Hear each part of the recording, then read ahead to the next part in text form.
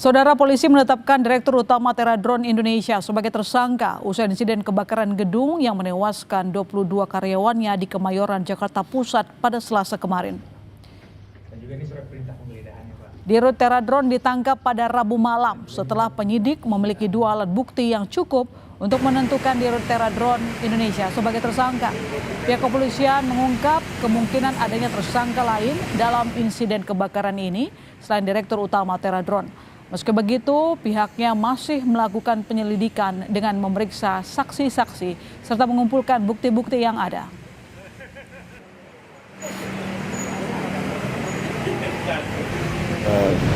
Sudah ada cukup bukti, 2 permulaan bukti cukup dan keyakinan penyidik terhadap tindak pidana yang dilakukan oleh saudara MW.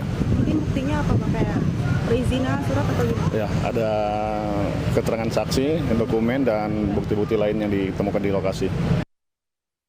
Polisi mengungkapkan fakta bahwa gedung Teradron hanya memiliki 1 pintu keluar yang terletak di lantai dasar. Selain itu diduga jalur evakuasi justru diisi barang-barang sehingga ada dugaan bahwa bangunan Teradron tidak memenuhi standar keselamatan. Betul sekali bahwa gedung tersebut ketika kami berkoordinasi dengan jajaran Damkar untuk mengevakuasi itu hanya ada 1 pintu di bawah. Termasuk yang kita lihat banyak karyawan yang mengevakuasi dari rantai rooftop lantai 7 menggunakan tangga sehingga memang tidak ada pintu darurat lainnya kecuali memang hanya 1 pintu di bawah serta tangga yang menuju ke sampai dengan lantai 6 dan rooftop itu pada lantai 3 menuju ke 4 itu memang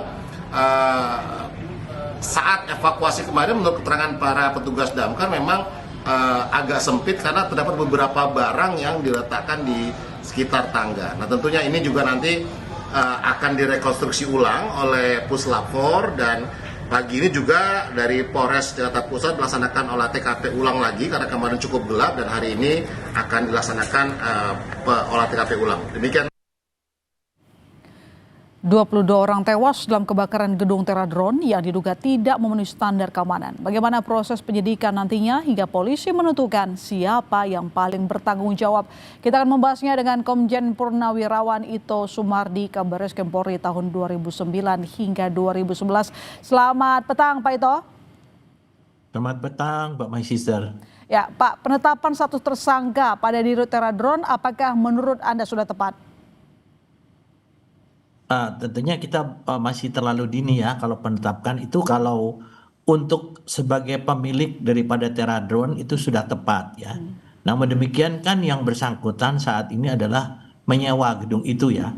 Sehingga nanti akan didalami kembali siapa yang bertanggung jawab ya dalam kasus ini. Apakah itu secara individu, korporasi ataupun keduanya. Sangat tergantung daripada struktur kepemilikan, pengelolaan dan pembuktian peran masing-masing dalam proses pidana, Mbak. Karena kan di sini kita bisa masukkan bahwa sekarang seperti pemilik gedung. Pemilik gedung itu pada saat disewa oleh seseorang, apakah dia mengetahui risiko daripada bidang usaha dari yang menyewa. Sehingga tentunya di sini kalau dikatakan bahwa yang bersangkutan itu juga bisa dikaitkan dengan pasal 359 ya, yaitu karena kelalaian. Nah, tentunya ini pun nanti akan bisa harus dikumpulkan fakta-fakta yang bisa menjerat yang bersangkutan. Tapi yang jelas si pengelola atau penyewa yaitu pemilik Teradron itu yang dengan inisial MW itu sudah pasti dia bisa kena pasal 187, 188 dan juga 359 ya. Nah, saya kira mungkin kita pun saat ini juga harus melihat daripada perjanjian. Karena memang gedung itu kan tidak dilengkapi dengan akses untuk evakuasi yang lengkap. Kemudian juga aparnya, alat pemadam api ringannya itu juga mungkin sangat terbatas ya. Selain itu juga kan memang kalau kita melihat itu sistem keselamatannya di situ tidak ada ya atau tidak memadai ya. Tadi disampaikan oleh penyidik jalur evakuasi diisi dengan barang-barang.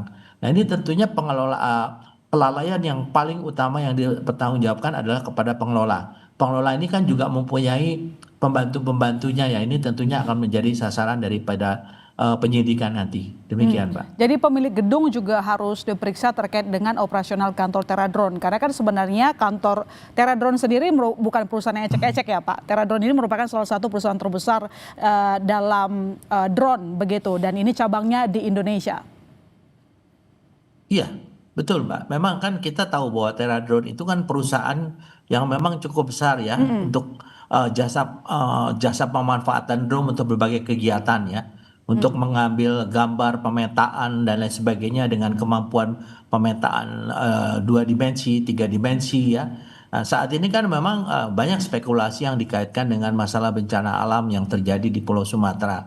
Karena mereka juga mendapatkan kontrak ya untuk bisa mengambil gambar-gambar baik cakupan hutan maupun juga yang lain-lain. Tapi ini masih spekulatif. Yang paling penting sekarang adalah bagaimana melakukan penyidikan terhadap penyebab kebakaran ya, kebakaran yang menyebabkan meninggalnya 22 orang ya. Tentunya ini sangat tragis ya. Dan tentunya penyidik juga akan berangkat dari kasus kebakaran juga dulu, kemudian mungkin apakah memang ada kaitan data-data yang disimpan itu kemudian datanya hilang ya. Karena memang kan kita sedang melakukan juga penyidikan untuk kasus penyebab daripada banjir bandang. Nah, ini nanti akan menjadi sesuatu yang harus dilakukan secara koordinatif antara Polda Metro Jaya dengan Barreskrim Polri. Demikian, Pak. Sebelum saya masuk ke poin yang barusan Pak Ito katakan, lantas untuk memenuhi proses penyidikan, siapa lagi yang harus kita periksa? Karena tadi saya juga mewawancara pihak kepolisian yang mengatakan bahwa penggunaan izin gedung tidak sesuai dengan peruntukannya seperti itu. Artinya ini bukan untuk kantor tadinya. Jadi siapa lagi yang harus kita periksa selain tadi dirutnya sudah jadi tersangka, pemilik gedung juga menurut Pak Ito juga harus diselidiki begitu. Siapa lagi Pak? Karena ini operasionalnya tidak sesuai dengan izin. Ya, nah itu yang tadi disampaikan oleh Mbak Sister ya, bahwa ini kan setiap usaha itu harus dilengkapi dengan surat izin usaha ya. Surat izin usaha itu kan harus juga dilakukan secara fisik.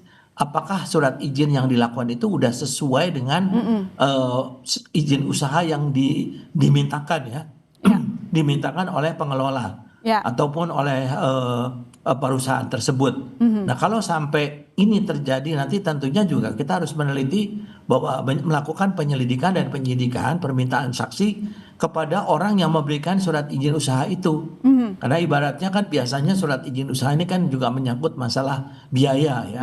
Ya kalau izin usahanya itu mungkin untuk perusahaan besar biayanya pasti lebih besar. Ya menurut pengalaman kami biasanya memang ini ada semacam sesuatu perjanjian yang dibuat tangan ya yang mungkin harus dikembangkan oleh penyidik apakah memang dalam surat perizinan ini si pemberi izin itu sudah mengetahui untuk kepentingan apa dan apakah dalam surat izin itu kan biasanya ada persyaratan termasuk persyaratan untuk masalah keamanan daripada perusahaan itu. Ya itu nanti harus didalami demikian Pak. Lantas pidananya seberat apa Pak? Di situ ada unsur kelalaian yang tadi kita sebutkan, kemudian penggunaan izin tidak sesuai dengan operasional. Ya, pidana yang sementara ini bisa dijeratkan untuk pemilik atau pengelola itu adalah pasal 187 ya KUHP, yaitu sengaja menyebabkan kebakaran. Ini hukumannya cukup berat ya, dari 12 tahun sehingga seumur hidup ya jika terjadi fatal. Kemudian juga dari pasal 188 ya, kelalaian menyebabkan kebakaran ini juga hukumannya cukup berat ya, yaitu sekitar 5 tahun sampai 9 bulan ataupun denda ya. Kemudian pasal 359 ya, itu adalah untuk kelalaian menyebabkan kematian orang lain, ancaman pidananya sekitar 5 tahun penjara ya. Jadi yang paling berat memang pasal 187 KUHP ya, karena di sana hukuman penjaranya ancamannya 12 tahun atau seumur hidup ya, jika mengakibatkan korban jiwa. Namun semuanya kan tergantung daripada proses pengadilan nanti ya, dalam criminal justice system nanti bagaimana pihak kejaksaan penuntut umum menyampaikan rencana atau tuntutannya, kemudian bagaimana hakim memutuskan untuk sanksi yang diberikan kepada para tersangka yang nanti akan menjadi para terdakwa ya. Oke, Pak Ito, ini tolong dijawab singkat saja. Dari kebakaran yang terjadi di Teradrone ini dikaitkan dengan masalah di Sumatera. Karena memang klien dari Teradrone sendiri melakukan banyak dari pertambangan dan juga perkebunan. Ya. Apakah perlu ditelusuri sampai sana? Singkat saja, Pak. Iya, Pak. Tentunya secara analitis ya, isu ini kan spekulatif sifatnya, tetapi bisa menjadi pintu masuk ya untuk mendorong audit forensik digital atas data pemetaan hutan lahan yang pernah dikerjakan ya oleh perusahaan tersebut ya, karena menguatkan kewajiban korporasi juga untuk memiliki sistem backupnya. Mereka punya nggak sistem backupnya? Kalau tidak, tentunya kita juga melakukan salah satu pendalaman yang bisa juga pintu masuk untuk dikaitkan dengan upaya bagaimana menghilangkan bukti-bukti yang saat ini sedang dilakukan penyidikan untuk kasus penyebab bencana alam. Demikian, Mbak. Baik, terima kasih Pak Ito telah bergabung di Sapa Indonesia Malam. Baik, terima kasih. Selamat malam. Saudara Wali Kota Bandung merespons kasus yang menjerat wakilnya sebagai momentum untuk evaluasi dan bersih-bersih di